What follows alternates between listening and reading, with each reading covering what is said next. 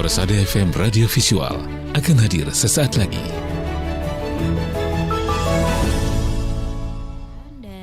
Kabar pekan ini mendengar saudaraku pendengar Persada FM dan 10 radio jaringan masih seputar Hari Pendidikan Nasional, momentum penting untuk meningkatkan kapasitas pendidikan di Indonesia. Nah, remaja tentu memiliki peluang besar untuk menjadi generasi emas. Nah, bagaimana ya memberi pendidikan yang berkualitas agar peluang remaja Indonesia untuk berkembang tidak putus di tengah jalan? Seperti apa pandangan dari Profesor Hera, Guru Besar Bidang Ilmu Pendidikan FKIP Unisri Surakarta menanggapi hal ini? Selengkapnya kami kemas dalam segmen Kabar Pekan ini.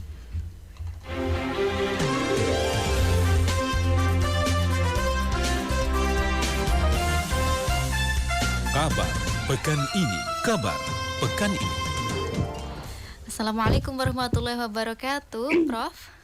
Waalaikumsalam warahmatullahi wabarakatuh. Ya, Prof Hera, bagaimana kabarnya? Sehat, Prof? Ya, alhamdulillah sehat, Mbak.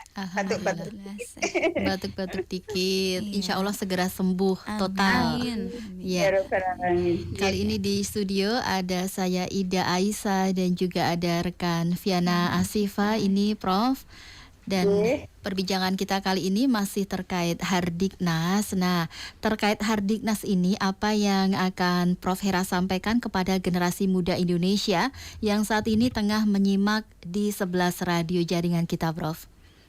Oke, terima kasih. Assalamualaikum warahmatullahi wabarakatuh. Waalaikumsalam warahmatullahi wabarakatuh. Teman-teman remaja di Indonesia, dimanapun Anda berada, ya, dengan Hari Pendidikan Nasional ini, mari kita tingkatkan kualitas diri kita melalui ibadah yang lebih baik, selalu belajar, baik itu belajar secara formal maupun non formal, belajar fenomena yang ada dalam lingkungan hidup kita, dan bekerja dengan baik agar kita mampu berkontribusi pada bangsa dan negara. Sehat-sehat teman-teman remaja ya. Ya, baik. Kemudian terkait kebutuhan pendidikan remaja ini, Prof. Nah, ini bagaimana menurut Prof Hera agar kebutuhan akademik dan akhlak mulia mereka ini bisa diperoleh begitu ya? Dan kadang-kadang karena ada dikotomi atau pemisahan antara dua hal tersebut begitu. Iya. Begini ya Mbak, kalau dalam praktek pembelajarannya kita filosofinya dari Bapak Sajar Dewantoro, itu kita lebih mengutamakan pada aspek afektif dulu yang harus dicapai, baru nanti pengetahuan dan keterampilan atau kognitif and psikomotorik gitu ya. Nah, itu dikemas dalam kurikulum. Yang sekarang ini ada MBKM ya, kurikulum MB Merdeka Belajar Merdeka. Itu tentunya ya nggak sempurna ya, masih ada kelemahan di sana sini. Itu seorang pendidik atau pengajar dalam prakteknya di lapangan harus menyempurnakan, lebih mengutamakan pada pengembangan akhlak mulianya lebih dahulu, baru nanti mencerdaskan dan menterampilkan pada para remaja. Sekarang anak-anak di SMP itu sudah banyak sekali permasalahan yang dihadapi. Kalau dia akhlaknya tidak ditempa, kita khawatir perkembangannya nanti terganggu, gitu Mbak. Nah, tentunya dalam kita mengembangkan akhlak mulia mereka tidak terlepas dari keteladanan kita sebagai seorang pendidik. Begitu Mbak. Baik, kalau tadi Prof Hera menyampaikan bahwa kalau menurut Ki Hajar Dewantoro bahwa pendidikan ini yang pertama yang harus diutamakan adalah aspek afektif begitu. Ini bisa dijelaskan sedikit mungkin seperti apa konkretnya afektif ini, Prof Hera? Oke ya, aspek afektif itu misalkan ya contoh sederhana, setelah pembelajaran selesai, mahasiswa atau peserta menguasai nilai-nilai kemanusiaan dengan benar, itu sikap. Dan nilai kemanusiaan itu apa? Satu, seperti menghargai orang lain, harus mengakui kelebihan orang lain, harus bisa menerima kekurangan orang lain. Ini agar apa? Agar peserta didik tidak egois. Dia bisa berkolaborasi, bekerja sama dengan orang lain secara harmonis. Itu contoh sederhana, Mbak. Nah, dalam metode pembelajaran itu ada yang disebut FGD, Focus Group Discussion, yang di situ teman-teman mahasiswa itu berupaya belajar menghargai pendapat temannya, mengakui kelebihan temannya, menerima kekurangan temannya. Contoh sederhana seperti itu, Mbak. Nah, tentunya kalau sikap terkait dengan peribadahan, ya nanti beda lagi contoh-contohnya. Jadi kalau seorang pendidik nggak boleh hanya gembar-gembor menginstruksi, itu nggak boleh. Yang terpenting perilaku, behaviornya harus bisa dicontoh oleh yang dididik. Idealnya begitu, Mbak. Idealnya ya. Baik. Ya, kemudian kan ini banyak sekali ya Prof, remaja yang potensial di negeri ini, tetapi banyak yang tidak terfasilitasi dan akhirnya potensinya sia-sia. Nah, ini bagaimana menurut pendapat Prof Hera terkait hal ini, Prof? Oke, sebenarnya pemerintah juga memfasilitasi ya Mbak melalui Menteri Pemuda dan Olahraga, Menteri Pendidikan, kan begitu ya. Tetapi sampai ke bawahnya nanti harus direalisasi sesuai dengan karakteristik yang ada di masyarakat. Remajanya itu kan bervariatif, Mbak.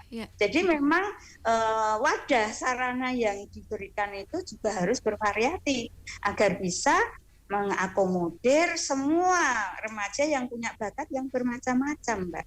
Seperti contoh sekarang ini kan banyak anak pang di jalanan itu ya, Mbak. Itu harusnya segera diantisipasi.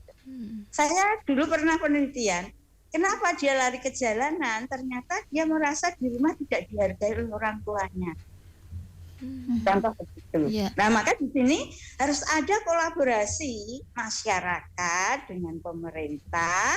Nah, masyarakat itu bisa orang tua, bisa pendidik, untuk mengakui eksistensi para remaja itu, kemudian memfasilitasi agar dia itu berkembang sesuai bakat minatnya masing-masing dan dia itu menjalankan norma-norma yang ada di dalam kehidupannya. Begitu, Mbak. Ya baik. Tapi terkadang begini ya Prof ya, untuk mengembangkan potensi-potensi tersebut tidak semuanya memiliki kondisi yang sama, yaitu orang tua yang mendukung, kemudian lingkungan yang support juga. Nah, kemudian kalau untuk anak-anak yang seperti ini ya, untuk orang tua yang kurang mendukung, kemudian lingkungannya juga kurang mendukung. Nah, ini bagaimana ini menurut Prof Hera begitu?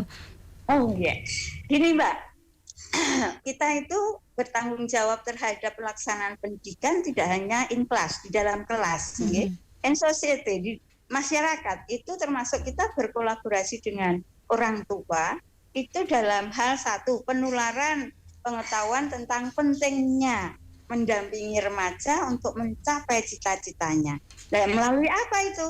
Melalui proses pendidikan, baik pendidikan formal maupun non formal, melalui pemberian kesempatan untuk mereka berkembang mungkin di bidang seni, bidang olahraga, melalui pemberian keterampilan-keterampilan yang sesuai dengan minat para remaja itu.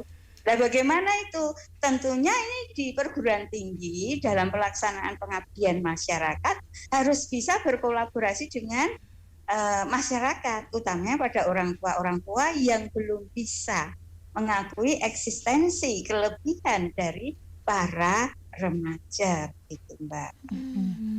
Baik, ya. Prof, untuk saat ini salah satu tantangan yang dihadapi oleh remaja kita ini adalah mudah meniru, begitu ya, mudah meniru dan mungkin yang disayangkan menirunya ini lebih banyak ke yang negatif, tidak bermanfaat seperti itu, atau hanya sekedar dimanfaatkan sebagai follower. Menurut Prof Hera bagaimana yang seperti ini? Ya, ini kalau dari perguruan tinggi, strategi pembelajaran yang digunakan dalam kelas itu harus banyak memberi kesempatan para mahasiswa, dia itu dibentuk untuk menjadi produsen, bukan konsumen, begitu. Jadi ketika diberi pelatihan-pelatihan, tidak hanya berhenti di situ, dia harus mencoba. Trial and error itu harus dilakukan. Setelah dia mencoba, dia harus mengembangkan apa yang sudah dikuasai. Dan di sini harus juga dipraktekkan, dipantau gitu Mbak. Maka di dalam program-program yang ada di perguruan tinggi itu ada program pengabdian masyarakat untuk mahasiswa. Agar apa itu? Agar mahasiswa mampu mempersiapkan diri menjadi produsen, bukan konsumen. Utamanya di bidang IT, Mbak. Memang IT itu lebih mudah sekali menularkan hal-hal yang banyak madorot, gitu ya. Maka di situ seorang pengajar tidak boleh istilahnya fokus hanya transfer knowledge, tetapi harus pembentukan sikap mental tadi, akhlak mulia tadi, agar mahasiswa itu bisa menggunakan IT dengan bijak. Kalau tadi Pak Warto, Prof. Warto mengatakan IT itu penting, iya, tapi di sini juga harus dipersiapkan mental mahasiswa itu dalam memanfaatkan IT. Sekarang bukan hanya remaja saja loh Mbak, ibu rumah tangga saja nggak pernah keluar rumah kok bisa terjadi sesuatu hal. Ternyata dia tidak bijak dalam memanfaatkan IT. Contohnya itu Mbak. Baik. Ya, Prof, untuk untuk saat ini ya, tantangan mungkin dari bidang dari adik-adik mahasiswa ini kan juga berbagai permasalahan dihadapi begitu ya. Nah, ini bagaimana untuk seorang mahasiswa ini tetap bisa kekeh dengan dia fokus kuliah, kemudian juga tetap pada jalur yang benar begitu ya. Karena kalau kita lihat di media massa ada juga kan mahasiswa yang mungkin terlibat kriminalitas, narkotika, kemudian mohon maaf hamil di luar nikah sampai pembunuhan seperti itu. Nah, untuk membentengi diri ini bagaimana Prof caranya begitu? Kalau saya secara pribadi ya, setiap mulai perkuliahan pembelajaran mesti 5-10 menit itu untuk pembentukan akhlak mulia. Kemudian mengangkat info-info yang masih hangat di masyarakat terkait dengan perilaku yang menyimpang dari para remaja gitu ya. Setelah itu baru masuk ke materi. Kemudian nanti contoh-contohnya juga begitu Mbak, mengangkat permasalahan fenomena yang ada di lingkungan remaja itu. Tujuannya saya itu ingin mempertajam hati nurani dari para remaja mahasiswa itu agar dia mampu membedakan mana yang benar, mana yang salah, mampu memilih mana yang benar. Dia bisa menerima kekurangan dirinya dan bisa melihat kelebihan dari dirinya, sehingga ketika punya masalah dia itu bisa memilih alternatif pemecahan masalah sesuai dengan kemampuannya, sehingga tidak putus asa atau frustasi ketika menerima hasil usaha pemecahan masalahnya. Itu yang saya tekankan Mbak pada mahasiswa. Kalau sekedar materi itu kan bisa difotokopi, nanti baca sendiri di rumah kan begitu. Kemudian Mbak, untuk remaja yang di luar kampus, di masyarakat, saya lebih banyak berkait dengan remaja-remaja yang ada di Karang Taruna dan di panti asuhan Mbak. Ini terkait dengan pengabdian masyarakat. Di situ pun tujuan saya insya Allah diridhoi Allah mempertajam hati nurani para remaja. Itu ya, karena bidang bimbingan konseling yang saya pegang, maka saya banyak memberikan layanan-layanan bimbingan. Saya bilang teman-teman remaja di sini kita masih belajar sama dengan teman-teman. Yang terpenting kita harus punya motivasi